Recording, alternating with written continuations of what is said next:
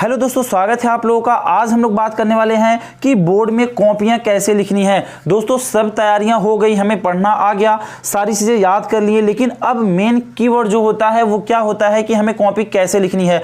जी हाँ दोस्तों, आज मैं बहुत ही शानदार तरीका आप लोगों को बताने वाला हूं कि आप किस तरीके से कॉपी लिखें कि आपको 70 के 70 मार्क्स मिल जाए, आपका एक भी नंबर ना कटे। देखिए दोस्तों, हमारे संपर्क में बहुत से ऐसे टीचर हैं जो प्रतिवर्ष कॉपियां चेक करने जाते हैं, तो उनका मैं पर्सनल अनुभव आप लोगों के साथ शेयर करने वाला हूं और मैं आपको बताने वाला हूं कि एग्जामिनर जब कॉपियों को चेक करता है तो वो किस किस बातों का ध्यान रखता है। अक्सर आप लोगों के मन में ये सब क्वेश्चंस होंगे कि कॉपियां कैसे लिखें, या फिर जो प्रश्न लिखना है कैसे लिखें, हम प्रश्न नंबर कैसे डालें, या क्या दोनों तरफ लाइन खींचना जरूरी होता है। कॉपी के दोनों तरफ अक्सर स्टूडेंट क्या करते हैं कि दोनों तरफ एक एक स्केल का दूरी छोड़ करके लाइनें खींच देते हैं, जिससे कि एग्जामिनर्स के ऊपर क्या प्रभाव पड़ता है मैं सारी चीजें आपको शेयर करने वाला हूं। क्या राइटिंग से फर्क पड़ता है? जी हां बच्चों, इसको भी मैं समझाने वाला हूं। क्या प्रश्न क्रम से लिखना जरूरी है? तो दोस्तों आप वीडियो में अंत तक बने रहिए और चैनल को जरूर सब्सक्राइब कर लीजिए और वीडियो देखिए, तो आपको एग्जाम में कॉपियां लिखने में काफी हेल्प मिलेगा।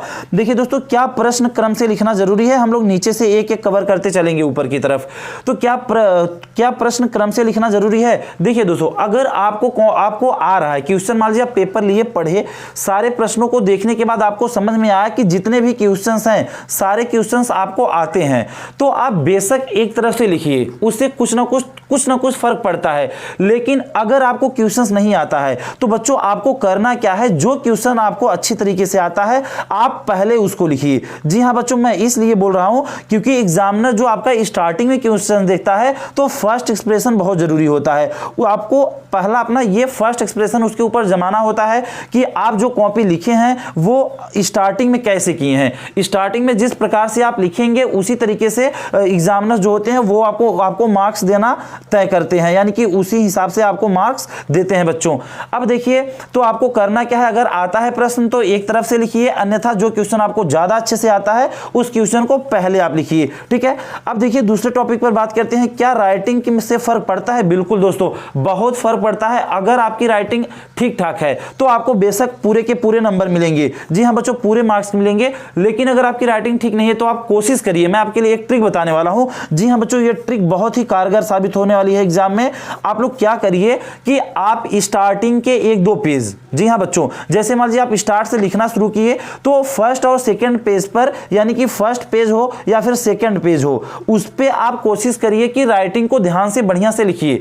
1-2 पेज एग्जामिनर के माइंड में ये सेट हो जाता है, फिर वहीं से आपको लास्ट में अगर टाइम आपका कम बचता है तो आप फास्ट भी लिख देंगे, तो उससे बहुत ज्यादा कोई फर्क नहीं पड़ता। ठीक है, क्या दोनों तरफ लाइन खींचना जरूरी है? नहीं दोस्तों, देखिए ये गलत बात है। जो बच्चे अक्सर क्या करते हैं, जैसे मान लीजिए कॉपी हो गई, इधर भी एक स्केल का लाइन खींच दिए, फिर ये लास्ट में इधर भी लाइनें खींच देते हैं, जिससे एग्जामिनर को पता है कि आप कितनी दूरी में लिख रहे हैं, कितना कॉपी कवर कर रहे हैं। तो आपको ये चीजें जरूर ध्यान रखनी है। बल्कि आपको अभी मैं लास्ट में लिखने का तरीका बताऊंगा कि कहां पे कौन सी जगह छोड़े कि जिससे आपकी कॉपी भी भरे और आपको मार्क्स भी मिल जाए। बच्चों जो प्रश्न लिखना है कैसे लिखें, तो उसके लिए मैं आपको पहले बता देता हूं दोस्तों। जैसे मान लीजिए मेरी कॉपी हो गई, मैं इसमें लिखना स्टार्ट किया, तो पहले यहां पे लिखना है आपको प्रश्नोत्तर। क्या लिखना है बच्चों? प्रश्नोत्तर। यहां से डालना स्टार्ट करना है, प्रश्न नहीं लिखना है या उत्तर भी नहीं केवल लिखना है। प्रश्नोत्तर नंबर 1, प्रश्नोत्तर नंबर 1 डाल के यहां से आप कॉपी लिखना स्टार्ट कर सकते हैं। या तो ये भी एक तरीका है, या तो आप कॉपी के बीच में यहां पर लिख दीजिए।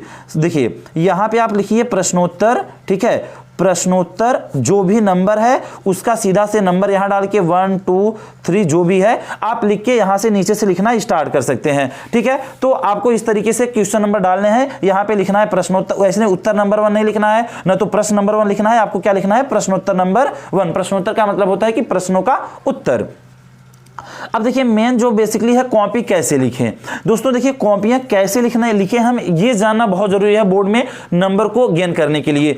तो पहली चीज तो देखिए एग्जामिनर जो होता है वो ये देखता है कि राइटिंग हो गई, 3 चीजें हो गई। जैसे मान लीजिए आपने क्वेश्चन कैसे लिखा है, राइटिंग पे बात हो गई, दोनों तरफ लाइनें नहीं खींचना है, ठीक है, एक तरफ खींचना है, तो प्रश्न लिखना बात होगी। अब कॉपी कैसे लिखें, यानी कि कॉपियों में हम क्वेश्चन नंबर कैसे डालें, कहां पे क्या, तो मैं आपको एक सजेशन देता हूं दोस्तों। पहले आप क्या करना है, आपको पहला आपका फर्स्ट एक्सप्रेशन ये होना चाहिए, जैसे मान लीजिए हम किसी चीज के, जैसे मान लीजिए हम हिंदी का पेपर दे रहे हैं, यहां पे हम लिख दिए संदर्भ। क्या लिख दिए बच्चों? संदर्भ। ठीक है, ये मेरा फर्स्ट हेडिंग हो गया संदर्भ। अब हम अक्सर क्या करते हैं, यहां पे हम हेडिंग डाल दिए, अब यहां से हम क्या करते हैं, लिखना स्टार्ट कर देते हैं। तो इससे क्या पता चलता है, जब ये लाइन पूरा हम लिख के आएंगे तो अब फिर यहां से लिखना स्टार्ट करेंगे, तो ये जो हमारा हेडिंग होता है वो जो होता है हाईलाइटेड नहीं हो पाता। यानी हमें थोड़ा सा अगर हेडिंग को हाईलाइटेड करना है तो जैसे यहां पे हम हेडिंग डाल दिए तो उस लाइन को छोड़ दीजिए, इसके सामने से यहां से आप अपने मटेरियल को, यहां से जो भी चीजें हैं यहां से लिखना स्टार्ट करिए।